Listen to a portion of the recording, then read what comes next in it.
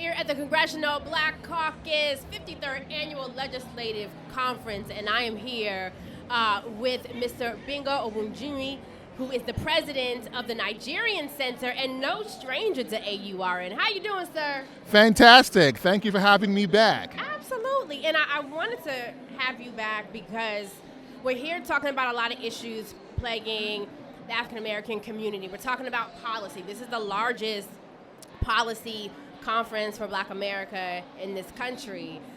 And I think sometimes what's missing is also looking at our culture globally. I think sometimes we miss out economically on that. I think a lot of times we miss our power when we do that, especially in a day and age when we're talking about immigration consistently. So for you being here at CBCF, what is it that you, number one, kind of what message do you want to, or policy do you want to hear that you're here? Yeah, so when it comes to the African immigrant community, there is more than ever before. We're now seeing mobilization, organizing around public service in ways we've never seen before. There are more African-born or first-generation Africans in America or African Americans we see now running for public offices in record numbers. And we wanted to see that highlighted more on this platform. And more importantly, when we think about our community, immigration is front and center. And we heard the debate last night, not one time was Africa as a continent mentioned. So that is an issue for us that we're not often seen as a policy priority in America, despite our contributions, despite our numbers, despite the size of our community. We want to see more of those things highlighted on platforms like this. Absolutely. And so keeping along with that, what are some of the things that you think, I know we talk about Palestine all the time, and you and I have had that conversation about that. Even when we're talking about the issues in Haiti, we're not even getting it right, and you and I have always talked about too. What is the opportunity that happens when we begin to think more globally? Like when we think more globally, we think to expand our contributions, our community's power, and community power as a force.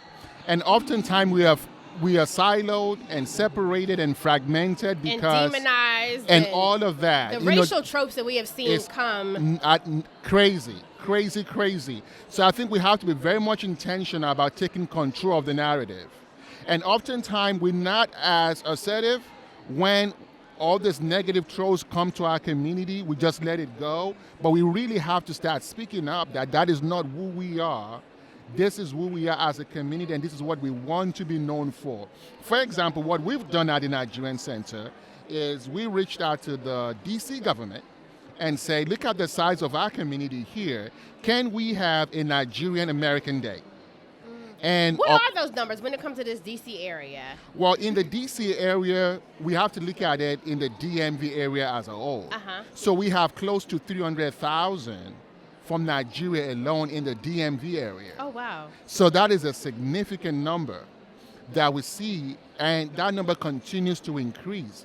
So we have to reach out to DC and say we need a recognition for Nigerian Americans' contribution to the fabric of the nation's capital and the contributions that we see. And we got that happen with October 1st. I said that to say we have to be proactive in telling our story and asset framing the narrative. It is not alone to be responsive and combative to negative stereotypes, but we have to really change the template and say this is who we want you to see us as, and this is who we truly are. So talk about some other things that you're working on at the I get all your press releases, but Great. highlight some of the things that are happening at the Nigerian Center that you are working towards, especially as we get closer to November 5th election. I am so thrilled to announce our recent partnership with African Ancestry.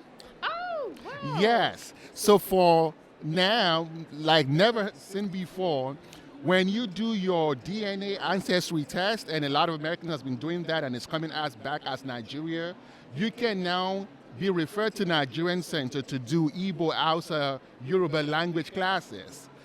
That is phenomenal. That is extraordinary. So now our very first cohort, we have participation all across the country, including Canada and Jamaica. Wow. Yeah, with Nigerian Ancestry. Wow. So we are so thrilled. And for us, the big opportunity is Nigerian Center is now leading the effort to have some form of permanent or temporary residency and citizenship for Americans in Nigeria on the basis of the DNA test results. So we are so excited. We are so excited. Y'all listen to that? Yeah, we are so excited about that. Oh, So wow. not alone, you did your DNA test, now you can have access to start reconnecting to the culture by the way of language. And then in January, the company is taking their first trip to Nigeria. Nigerian Center will be a part of that. Wait, Gbenga, see, I wish you'd have told me this because I need to go ahead and get my, okay. All right, count me in. Yeah. All right. So beyond that, we are also expanding the same efforts to DCPS. So they can now, God. because when you look at the education system, it's unfortunate that the fullness of education culture folks from our community, African descent should have, is not being taught about the full African history. Absolutely. So we want to start to change that a little bit with language classes. So the DC Global Language Programs, we're now really pushing for them to start incorporating African languages. Because these languages are not just Nigerian or Kenyan or Ghanaian language, they're also international languages. So we are very excited about that. Wow. What are some other things that are rolling out at the Nigerian Center? Now also, in addition to that, talk about some of the services that you offer. Excellent. So the Nigerian Center, we have our immigration services, naturalization services. It's a walk-in clinic that happens in Southeast Washington, D.C. that folks could take advantage of. Home ownership opportunities. We do policy advocacy, both at the state level and at the federal level. D.C. just passed a new elections law that allows non-citizens to vote in local elections. Define non-citizens for those who do not know, because this is another thing where people put out false and misinformation and use scare tactics and traffic and racism that bothers me. So talk about that. Exactly. So non-citizens are those in legal status and those who are in the journey to become either permanent residents or U.S. citizens. But they are not illegal immigrants. They are legal, law-abiding immigrants. Some of them may have mixed status. They are in the process of transitioning or getting a new legal status. So those are non-citizens. And they vote locally, but they're not voting federally. No. And that is the trope that people keep using. They're lining up to vote for that is not correct. they are not voting for the president. No, they cannot even vote for congressional members. For example, even in the District of Columbia, we have 2 shadow offices at the federal level. We have a shadow Senate office and a congressional offices. They cannot even vote in those elections as well. So they are voting for council member, council at large members, things like is what they are voting for. Right. And it's not just in Washington, D.C., it's in some counties in Maryland, in Chicago, in New York, in some parts in California, in some parts of the country. So we are doing voters education for folks to know they have this opportunity. Again, there is nowhere in this United States that non-citizens can vote in federal elections. They cannot register. It is illegal to do so, and it's immediate deportation and is not forgivable as an offense. However, they can now participate in the civic election process locally, so they can take advantage of that. So we are helping and collaborating with the DC Elections Board to do voter education and also register new voters. Lastly, I want to ask you, you mentioned policy, and I'm in the White House, and I know sometimes we text it back and forth. What is it that you want me to ask today? What's really on your heart? Let's end on a policy note. What are some of the policies that you are really pushing for that you want to see happen with the next president, with the next administration? Immigration, particularly TPS. I think our community has been long overdue and unfairly treated when it comes to immigration justice. We've been petitioning this administration for several years, for several countries, including Congo, Nigeria, Mauritania, Mali.